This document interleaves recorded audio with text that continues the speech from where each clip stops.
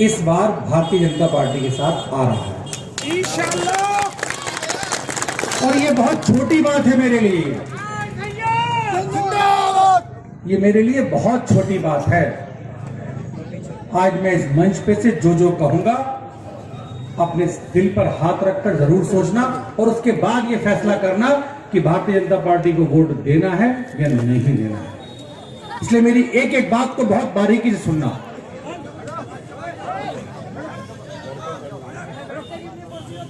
ये सभी को पता है कि 5 दिसंबर को यहां चुनाव है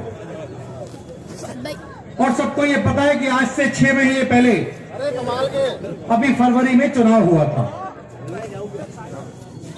और उस चुनाव में एक उत्तर प्रदेश में एक लहर चल रही थी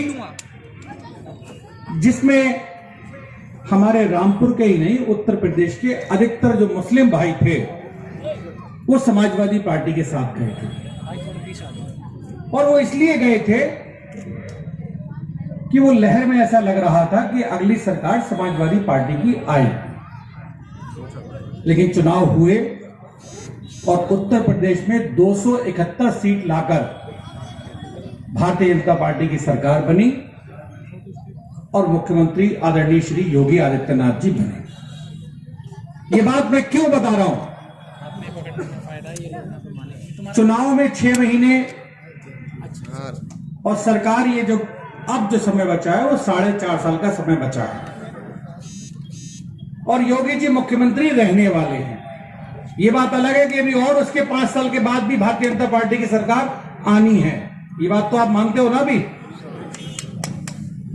कहने का मतलब से इतना है कि जिन मेरे मुस्लिम भाइयों ने आज से 6 महीने पहले अपना वोट जो साइकिल को दिया था, आज मैं उनसे आग्रह करना चाहता हूं कि आज इस उपचुनाव में भारतीय जनता पार्टी के साथ आइए, क्योंकि अगर उनका वोट साइकिल को जाता है तो वोट वो गड्ढे में इसलिए जाएगा क्योंकि उस वोट से कोई सरकार पे असर नहीं पड़ेगा, लेकिन अपने रामपुर पर असर बहुत पड़ेगा और रामपुर पर इस तरीके से फर्क पड़ेगा कि अगर आपने सोच कर देखिए एक बार, आज मंच पर जो समाजवादी पार्टी के पूर्व वजीर हैं वो रो रहे हैं, वो इस रामपुर में फिर से हिंदू मुसलमान वाली भावनाओं को पैदा कर मुस्लिम भाइयों को बरगला रहे हैं। लेकिन अब जो मेरे मुस्लिम भाई हैं उनको बहुत समझदारी से काम लेना होगा। उनको खुद ये तय करना होगा कि उनके वोट से हमारे रामपुर का भविष्य है, हमारे बच्चों का भविष्य है, क्योंकि इस वोट से आप सीधे सीधे सरकार से जुड़ रहे हैं। सरकार आज आपकी तरफ हाथ बढ़ाकर खड़ी है और सरकार को विश्वास है कि इस रामपुर से इस बार हिंदू और मुसलमान दोनों मिलकर भारतीय जनता पार्टी को जिता रहे हैं। मित्रों, मैं यहां जितने लोग खड़े हैं मैं उनको बताना चाहता हूं कि सरकार के साथ आने में फायदा है या नुकसान है। जरा हाथ खड़ा करके बता दीजिए। अभी सारे हाथ खड़े नहीं हुए। फायदा है या नुकसान है बताइए। दोनों हाथ खड़े करके पीछे बता दिए फायदा है नहीं है। तो कमल के फूल को वोट देने में फायदा है या नहीं है? है ना फायदा? तो कमल के फूल के साथ आना चाहिए या नहीं आना चाहिए? जब तो चेकिंग खत्म होंगी। यस, देखो खुद ही जनता बहुत समझदार है और हमसे ज्यादा बहुत समझदार। लेकिन देखिए जिस तरीके से आप अपना फायदा नुकसान देखते हैं, इस तरीके से सभी अपना फायदा नुकसान देखते हैं कि कौन से बूथ से वोट मिला है और कौन से बूथ से वोट नहीं मिला है। मित्रों, जैसे मैंने पहले कहा था, मेरी हर बात को बहुत ध्यान से सुनना। मैंने अपनी एक बात आपको बताई कि आपका फायदा कायम है और आपका नुकसान कायम है। फायदा आज भारतीय जनता पार्टी के साथ आने में इसलिए है कि सरकार का हाथ पकड़कर 4.5 साल मजबूती के साथ हाथ पकड़ के चलिए और मेरे साथ रहिए। किसी पे कोई आंच अगर आएगी तो आकाश सक्सेना उसके साथ है।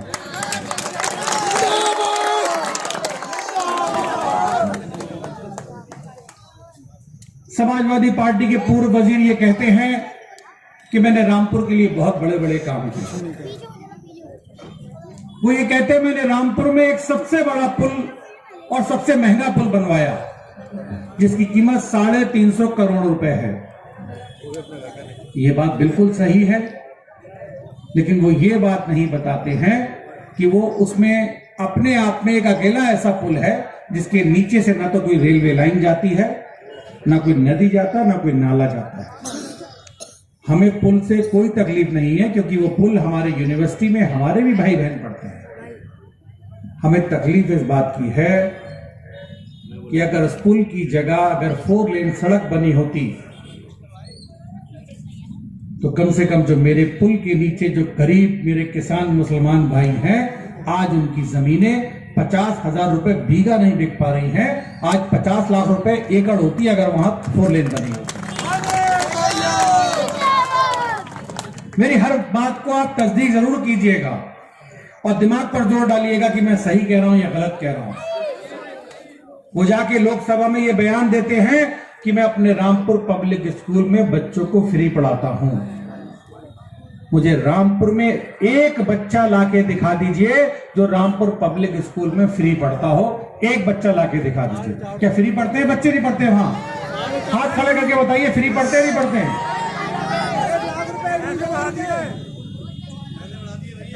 सिर्फ रामपुर के गरीब मुसलमानों का मजाक उड़ाना चाहते हैं। मित्रों, वक्त बहुत दिमाग से काम लेने का है क्योंकि इन्होंने हमेशा जो मुसलमान के वोटों का इस्तेमाल अपनी राजनीति के चमकाने को किया है। आज मंच पे अपनी हर बात कर रहे हैं, लेकिन मंच से ये नहीं बोल रहे हैं कि समाजवादी पार्टी का प्रत्याशी कौन है। ये आसिम राजा साहब किस गली से आए हैं, इन्होंने समाज के लिए क्या योगदान किया है और रामपुर के लिए आने वाले समय में क्या करना चाहते हैं, अपना प्लान बताएं। ये कोई बात अपने मंच से इसलिए नहीं कर रहे हैं क्योंकि उन्हें पता है कि रामपुर की जनता ये जवाब देगी, पूछेगी कि आसिम राजा कौन है। अभी लोकसभा का चुनाव निपट के चुका है, उपचुनाव रामपुर में 2.5 महीने वो चुनाव निपटे हुए नहीं हुआ। क्या आपने इस बीच में आसिम राजा साहब को कहीं देखा किसी सड़क पे, किसी गली में कहीं जाते हुए? मेरी हर बात को बड़ा समझिएगा।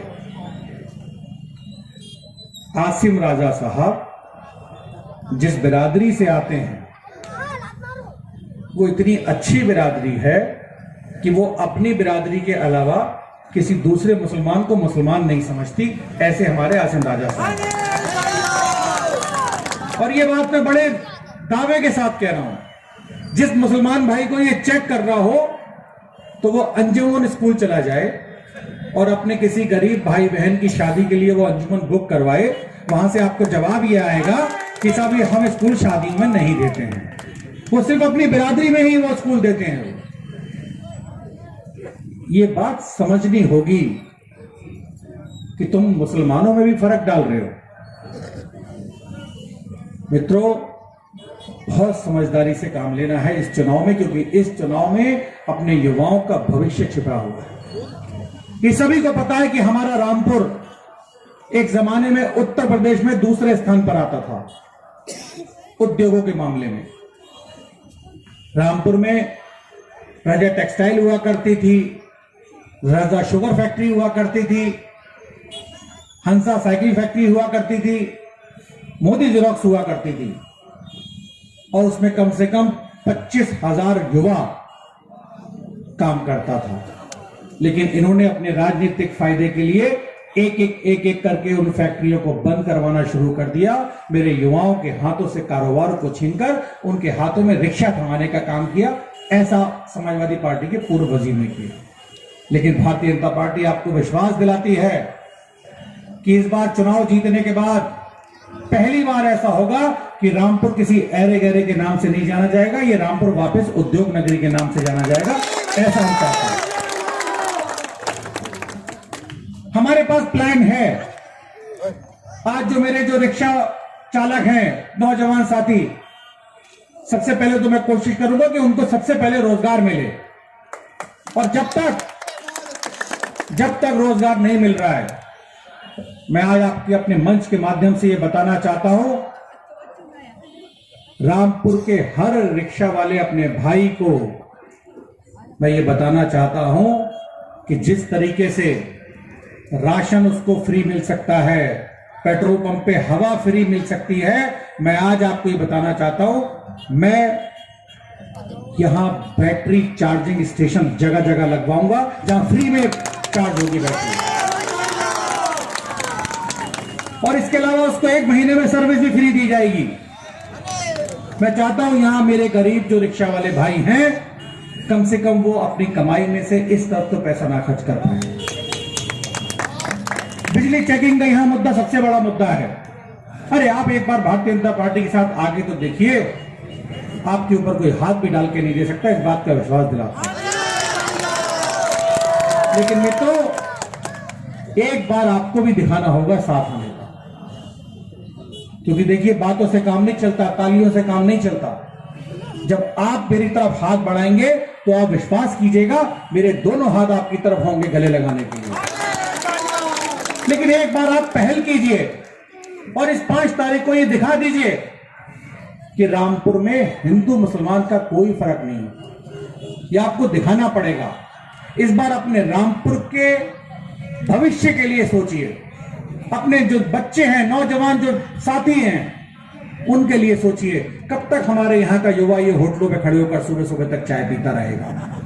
अरे कारोबार से जुड़िए। जब कारोबार होता है तब घर आगे बढ़ता है, और जब घर आगे बढ़ता है तो अपना मोहल्ला बढ़ता है और फिर जनपद बढ़ता है। एक बार सोचिए रामपुर की तकदीर और तस्वीर किस तरीके से बदली जा सकती है। मित्रों, आज अपने रामपुर को एक बेहतर बनाने के लिए, अपने रामपुर में एक औद्योगिक माहौल देने के लिए आज भारतीय जनता पार्टी के प्रत्याशी यहां से जीतना बहुत जरूरी है। आज वो बात करते हैं कि अब्दुल दरी बिछाएगा, पोछा लगाएगा। उन्होंने अपनी मंशा साफ कर दी है। वो क्या चाहते हैं ये उन्होंने साफ बता दिया है, और ये बात भी किसी से नहीं छुपी हुई है कि उन्होंने इतने अब्दुलों में से एक उठाकर उसको अब्दुल्ला बना लिया। ये बात सही बात है या नहीं है? रामपुर के जितने अब्दुल थे उसमें से एक अपना जो अब्दुल्ला था उसको अब्दुल्ला बना लिया। लेकिन ऊपर वाले की मार देखिए, आज रामपुर का सारा अब्दुल हमारे पास है और उसके पास सिर्फ अब्दुल्ला है। देखिए आज जिस तरीके के हालात हैं आपको समझना पड़ेगा,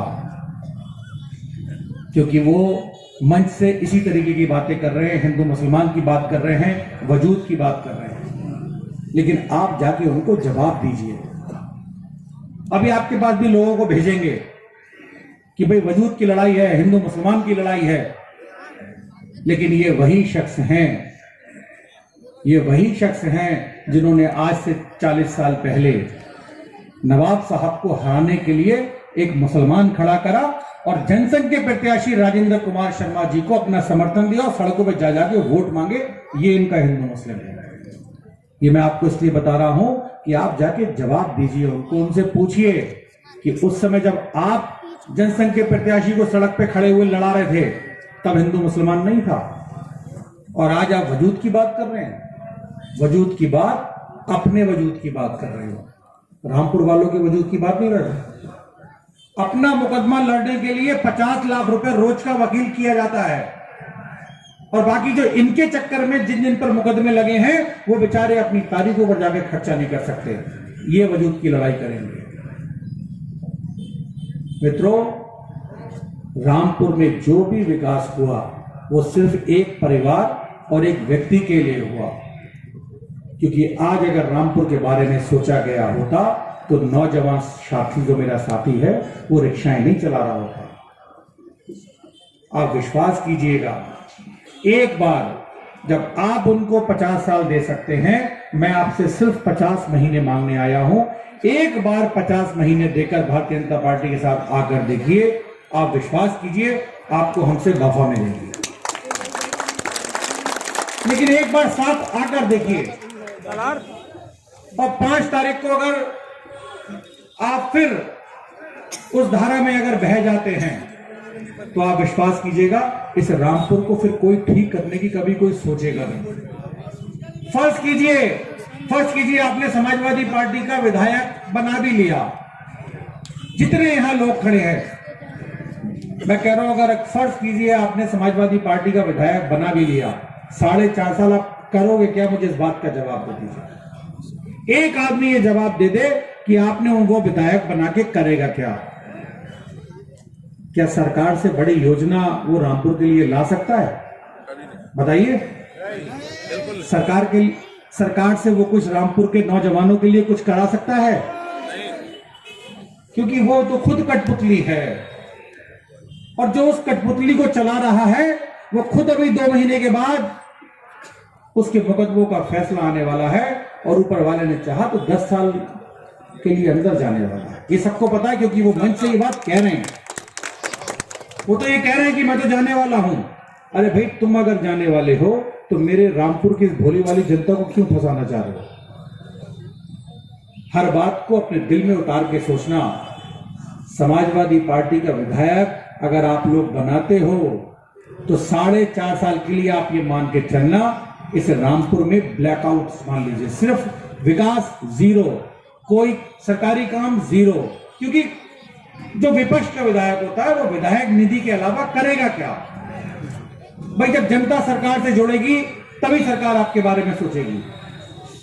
और सरकार चाहती है इस बार कि रामपुर में जो ये कलंक है इसको हटाकर यहां उद्योग नगरी बनाया जाए और रामपुर का नाम इस देश में सुनहरे अक्षरों से लिखा जाए। सरकार ये चाहती है, और वो इसलिए चाहती है कि यहां के नौजवान साथियों के साथ जो 40 साल से ज्यादती हुई हैं, वो एक बार कम से कम आप लोगों को भी इस बात का एहसास हो कि सरकार आप लोगों के लिए क्या कर सकती है। आज जितनी तेजी में उत्तर प्रदेश के मुस्लिम भाइयों का विश्वास योगी आदित्यनाथ जी के लिए बढ़ रहा है, उसकी एक वजह है, सरकार कभी जीवन में कभी सरकार ने भेदभाव नहीं किया। अगर भेदभाव कर रही होती तो राशन बांटने में भेदभाव करती, आवास देने में भेदभाव करती। मुझे आप एक सरकारी योजना ऐसा बता दीजिए कि रामपुर आगे बढ़े, और रामपुर ऐसे ही बर्बाद होता रहे। ऐसे ही चौराहे पर मोटरसाइकिल चेकिंग होती रहे, ऐसे ही सब जगह बिजली चेकिंग होती रहे, सबके बिल बढ़ते रहे। वो सब यही चाहेंगे। अपने दिल पर हाथ रख के सोचना, अगर मेरी बात सही लगे तो एक बार भारतीय जनता पार्टी के साथ आना। उनको 50 साल दिए हैं, हमें सिर्फ 50 महीने देखना। आपको 6 महीने के अंदर अंदर ये नया रामपुर अगर नहीं दिखे तो मैं आपको सलाम करूंगा। मैं इसी विश्वास के साथ, क्योंकि अब चुनाव है 5 तारीख को, 8 तारीख को गिनती हो जाएगी। अब बूथ वाइज सब पता लग जाता है कि कहां से क्या वोट मिले। एक बार दिखा दीजिए, एक बार ये दिखा दीजिए कि यहां हिंदू मुसलमान की दीवारों को तोड़कर हम एक नया रामपुर बनाने की शुरुआत करें, जिसकी शुरुआत यहां डिग्री कॉलेज से हो। जय हिंद, जय भारत।